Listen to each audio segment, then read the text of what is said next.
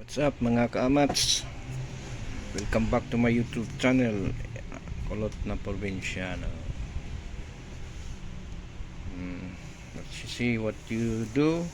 Mayroon naman tayong pasyente na isang TM271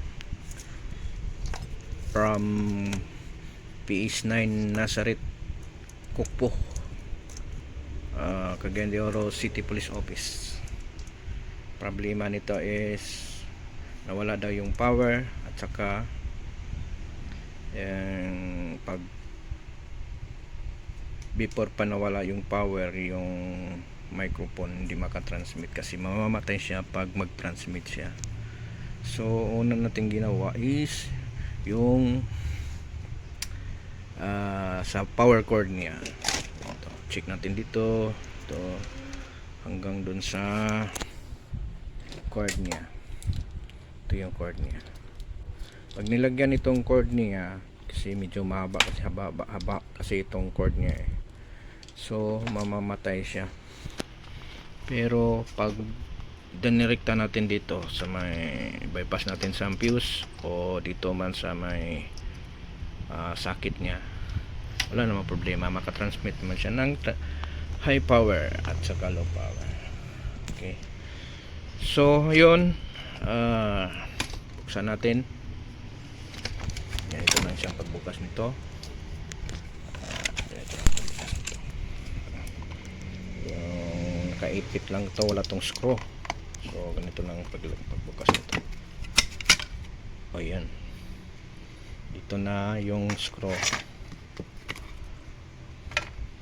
Madaming screw. Check natin dito yung alright. At ito na yung pinakaloob-loob niya. Ayan. So tinis natin tong fuse resistor dito, tong LED fuse resistor yan. Positive going to this itong mga transistor dito. So ayun. Okay naman siya so far, okay. So dito na tayo sa may flex niya. Yung flex niya medyo nakabaluktot. Yan. Tsaka nakita din ako dyan na medyo kaya sa hindi siya mag power kasi yung flex niya butas yung gitna. At ito na nga yun, pinutol ko dito sa may mga half inch, 1 inch, o pinutol ko, tapos ginawan ko ng ganito para maka-adjust siya. So para na-adjust naman siya, so natapos na natin tong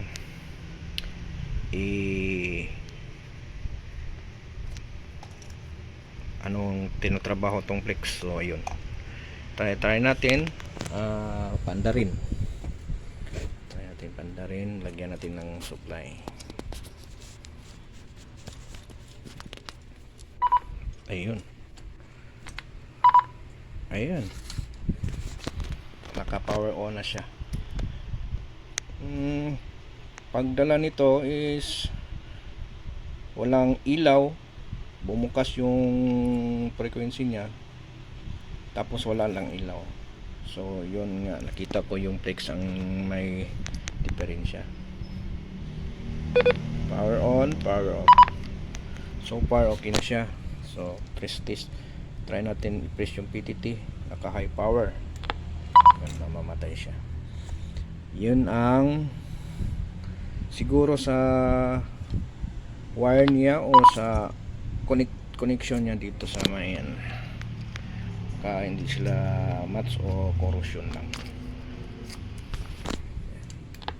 mamatay talaga. Yan, mamamatay talaga siya.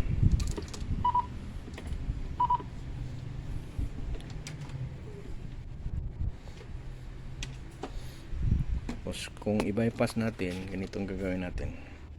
Lagyan natin ng supply dyan, yung positive.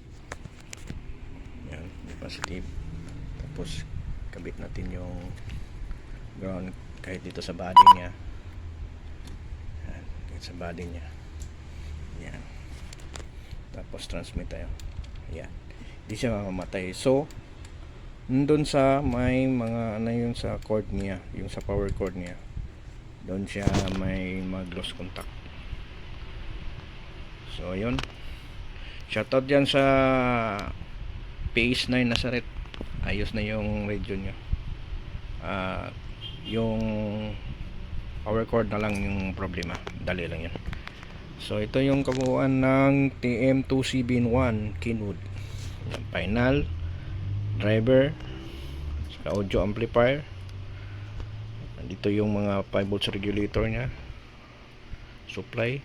Sa likod nito yung filter na diode at saka yung mga capacitor dito sa likod nito.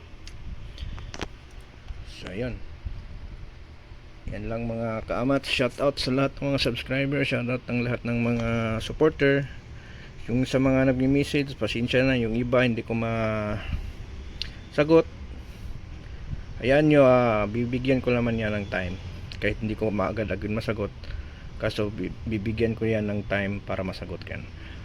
Okay, yung dito na lang. Shout out sa kay Ludi Christian Palaming, Audod si Dods, Opol, at kay Sir Reponay. Shout out sa inyo. Shout out din sa lahat ng Alert Incorporated, sa lahat ng sumusuporta at walang sawang sumasubaybay sa aking mga video.